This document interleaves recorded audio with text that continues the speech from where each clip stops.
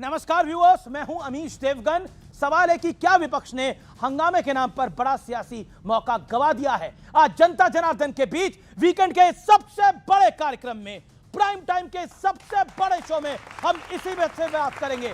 तो स्वागत है आपका आज के आर पार के वीकेंड एडिशन में।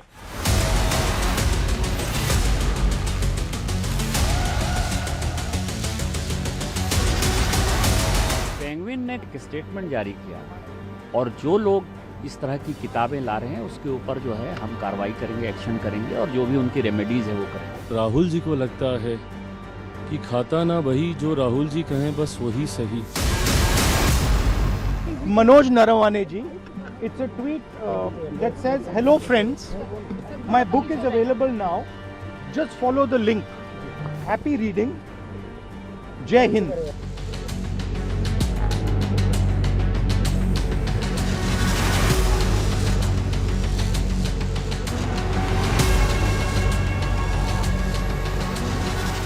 ऑनरेबल स्पीकर ओम बिरला ने बोला कि एक अनफॉर्चुनेट एक ऐसा इंसिडेंट कर सकते थे जो अप्रत्याशित हो सकता था। मैं खुद वहाँ बैठा हुआ था। क्या हुआ? इतना डरावना दृश्य था। 20-20 फुट के बैनर्स लेके और ऊपर चढ़ के 3 रो ट्रेजरी बेंचेस के ऊपर, यानी प्रधानमंत्री की कुर्सी को चारों तरफ से घेर के हम सबके ऊपर पता नहीं ये लोग क्या हमला कर सकते थे। वुमेन मेंबर ऑफ पार्लियामेंट प्रधानमंत्री की कुर्सी के पास पहुंचकर कोई अप्रत्याशित घटना कर सकते थे कि वो कोई भी दुर्भाग्यपूर्ण घटना प्रधानमंत्री जी के साथ करना चाहते थे। धक्का दे सकते थे, कपड़े फाड़ सकते थे, प्रधानमंत्री जी के ऊपर उल्टे पुल्टे आरोप लगा सकते थे, कुछ भी हो सकता था।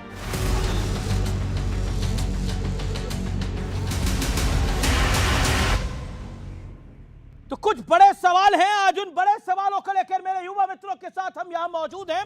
मेरे साथ कौन कौन दिग्गज मेहमान आज इस चर्चा में जुड़ रहे हैं? ये बड़ी चर्चा है, इतिहास में दर्ज होने वाली चर्चा है। सुधांशु त्रिवेदी भारतीय जनता पार्टी के मेंबर ऑफ पार्लियामेंट है, प्रवक्ता है, उनका अभिनंदन है। कांग्रेस पार्टी से प्रवक्ता नेता आलोक शर्मा जी हैं, जोरदार तालियों से उनका अभिनंदन है। Somnath Bharti former law minister, 3 time MLA Aam Aadmi party के हमारे साथ मौजूद हैं। अमित जमाई प्रवक्ता समाजवादी पार्टी के, जनता दल यूनाइटेड के नेता, एनडीए के घटक दल सत्य प्रकाश मिश्रा का अभिनंदन है। और मेरे युवा मित्रों का यहां जोरदार तालियों के साथ अभिनंदन है। रैपिड फायर राउंड का वक्त है ये, और रैपिड फायर राउंड में 2-2 सवाल पूछूंगा आप सबसे और उसका संक्षेप में जवाब देना होगा। रैपिड फायर राउंड की शुरुआत करते हैं। सबसे पहले अमीक जमाई, बारी आपकी है। सिर्फ एक किताब का मुद्दा ही इस वक्त देश में सबसे बड़ा मुद्दा है, हाँ या ना? किताब गुमराही के लिए मुद्दा लाया गया, मोदी जी छिप रहे हैं इसके पीछे। ओके, क्या राहुल गांधी के मुकाबले अखिलेश यादव सदन में मोदी सरकार को ज्यादा कड़ी टक्कर दे सकते हैं राहुल गांधी के मुकाबले? नहीं, राहुल जी के बाद जो धुलाई का बचा काम है वो आदरणीय अखिलेश जी कर रहे हैं। ओके, ठीक है। अब मैं आता हूं सोमनाथ भारती आपके पास। एलओपी के तौर पर राहुल गांधी अपनी भूमिका ठीक ढंग से निभा रहे हैं, हाँ या ना? बिल्कुल नहीं लग रहा है मुझे। बिल्कुल नहीं लगा। क्या कांग्रेस पार्टी बीजेपी की बी टीम की तरह काम करती है? ये आपकी पार्टी का आरोप बार बार लगाते हैं। तो हमेशा का इस बात को। लेकिन वो कहते हैं आप है बी टीम असली। भाई सब कोई देख पा रहा है। इन्होंने तो बकायदा चुनाव लड़ लिया महाराष्ट्र में। अच्छा, एक बोनस सवाल। ब्लैक जब प्रधानमंत्री ने बोला तो आप व्याकुल क्यों हो गए? आपकी पार्टी व्याकुल को हो गई? हम तो व्याकुल नहीं हुए, लगा ऐसा? माननीय मोदी जी के चेहरा देखते हैं आप। अच्छा, ठीक है। अब मैं आता हूं हमारे साथ यहां पर सत्य प्रकाश मिश्रा हैं। राहुल सरकार को अनकंफर्टेबल कर रहे हैं, हाँ या ना? बिल्कुल नहीं। ओके, अगला सवाल। सरकार को ज्यादा बड़ी टक्कर राहुल गांधी दे रहे हैं या ममता बनर्जी दे रही है? सरकार को कोई टक्कर नहीं दे पा रहा। नहीं, एक तो चुनना पड़ेगा। नहीं, कोई टक्कर चलिए, नहीं है। कोई नहीं सुनना चाहते। टक्कर में क्यों पड़े हो चक्कर में? क्या कहा आपने? कोई नहीं है टक्कर में, कहां पड़े हो? ओके, आलोक शर्मा, बंगाल में ममता दीदी कांग्रेस को भाव दे रही है, हाँ या ना? मैं नहीं समझता कि इस तरह की शब्दावली राजनीति में होना चाहिए, भाव देने का। नहीं, कांग्रेस मीडिया में चलता होगा आपके। कांग्रेस को तरजीह दे रही है कि नहीं दे रही? हाँ, आपका सवाल सही होगा तो मैं उत्तर दूंगा। भाव नहीं भाई, मतलब मेरा कहने का समय ये भाव मीडिया में चलता होगा। अगर आपको आपत्ति है, सवाल दोबारा पूछ लेता हूं। क्या कांग्रेस पार्टी को ममता बनर्जी बंगाल में तरजीह दे रही है? गठबंधन होगा, हाँ या ना, बंगाल में ममता जी के साथ? ये हमारा इंटरनल मामला है, आपके शो पे थोड़ी बताएं। अच्छा, ठीक है। अगला बोनस सवाल। अच्छा, अगला सवाल। जो कांग्रेस पार्टी छोड़कर चले जाते हैं वो गद्दार होते हैं, हाँ या ना? देखिए, उन्होंने पार्टी छोड़ने के एंगल से प्लस किसानों का जो मुद्दा था उसके एंगल से ज्यादा हाँ या ना में जवाब दीजिए। ओके, अब सुधांशु त्रिवेदी आपकी बारी है। राहुल गांधी को अबोध बालक बताना गलत है या सही है? ये सत्य का साक्षात्कार है। सख्ते का साक्षात्कार है। गद्दार वाला मुद्दा बीजेपी के लिए सियासी फुलटॉस बोल रहा है। यह सियासत का मुद्दा नहीं है, यह बहुत गंभीर संवेदना और वेदना का मुद्दा है कि उस परिवार के व्यक्ति को जो शहीद बेअंत सिंह जी के परिवार से आता है, जिन्होंने इस देश से के लिए अपनी जान बचाई नहीं, जान दांव पे नहीं लगाई, जान गंवाई और कोई भारत रत्न भी नहीं लिया इन लोगों की तरह। मैं इस चर्चा की शुरुआत सुधांशु त्रिवेदी आपसे करता हूं। सदन सुचारू रूप से चले, अटल जी के समय से, मनमोहन सिंह जी के समय से और पीवी नरसिम्हा राव के समय से और पंडित नेहरू के समय से चलता आ रहा है कि सरकार का काम होता है, लेकिन सरकार इस बार चाह नहीं रही है सदन चले। मैं नहीं कह रहा, विपक्ष का यह आरोप है खेल और माहौल आप बिगाड़ते हैं, खेल गंदा आप लोग करते हैं। देखिए, आपने ऐसी बात कही जैसे बैट्समैन अच्छी बैटिंग करे और बॉलर अच्छी बॉलिंग करे। यह तब संभव है जब बॉलर को बॉलिंग करना आता भी हो। अब बॉलर ऐसा हो जो जिंदगी भर बैट्समैन ही रहा हो और बॉलिंग करने को मानता ही नहीं हो कि मेरा काम है।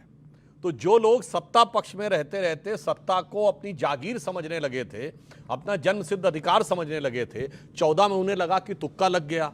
19 के बाद आपने देखा कि उनकी छटपटाहट बढ़ गई थी। 24 के बाद वो छटपटाहट बौखलाहट और खिसियाहट में तब्दील हो गई है। और यह बात मैं इसलिए कहना चाहता हूं कि ये इंडी गठबंधन का, इंडिया अलायंस की बहुत बात की गई। जी जी जी। समस्या क्या है कि सदन के पटल पर इंडिया अलायंस जैसी कोई चीज नहीं है। इंडिया अलायंस का कोई लीडर नहीं है, ना राज्यसभा में ना लोकसभा में। ना उन्होंने लोकसभा के स्पीकर को ना राज्यसभा के चेयरमैन को लिख के दिया है कि ये मेरा इंडिया अलायंस है, इसमें ये पार्टी और ये लीडर। जैसे हमने एनडीए का अलायंस है, हमने प्रधानमंत्री जी का नाम लिख के दिया हुआ है। हमारा लोकसभा राज्यसभा दोनों में है कौन से दल हैं, कौन नेता है। तो अब कारण क्या हो गया है? ये लोग आए हैं एक ही मुद्दे के ऊपर, एंटी मोदी और एम फैक्टर। अब उस चक्कर में क्या है कि दोनों को एक दूसरे से प्रतिस्पर्धा करनी है कि कितनी घटिया बातें, कितनी हल्की बातें, कितनी ओछी बातें कर कर वो दूसरे से एक दूसरे के मुकाबले अपना ज्यादा आकर्षण बना ले। इस कारण से यह समस्या आती है। ठीक है। और मैं इसमें बस एक पंक्ति कहते हुए बात समाप्त करता हूं, फिर आप उसके बाद कहिएगा। ये बेसिकली प्रॉब्लम है, इसलिए कांग्रेस एक एजेंडा पे चलती है, तृणमूल एक एजेंडा पे चलती है और सब एक दूसरे में रायता फैलाते रहते हैं, परंतु अंत में प्राप्त कुछ नहीं करते। तो इनके लिए एक लाइन कहना चाहूंगा कि ये वो लोग हैं कि मतलब एक शेर में कहूंगा कि कश्ती भी नहीं बदली और दरिया भी नहीं बदला, पर इन डूबने वालों का जज्बा भी नहीं बदला है। शौक सफर ऐसा, एक उम्र हुई हमने, मंजिल भी नहीं पाई, रास्ता भी नहीं बदला। जी जी। आलोक शर्मा जी, क्या आपको लगता है कि सदन में बीते 5 दिनों में, 6 दिनों में जो कुछ हुआ वो हम सब ने देखा, क्या आपको लगता है गद्दार कहने की आवश्यकता थी रवनीत सिंह बिट्टू को, और वहीं से खेल बिगड़ा और फिर खेल बिगड़ते बिगड़ते यहां तक आके पहुंच गया कि निजी हमले हो रहे हैं? देखिए, उस संसद के बाहर एक शब्द इस्तेमाल हुआ और पार्टी और किसानों के साथ जिस व्यक्ति ने जैसा व्यवहार किया, उस तरह की बात, उस तरह की शब्दावली संसद के बाहर हुई। पर उन्होंने कहा दुर्भाग्य, रवनीत सिंह बिट्टू ने बोला कि हाथ मिलाए मेरी जूती। छोड़ दीजिए, वो अब जिस तरह का जिसका लेवल होगा वो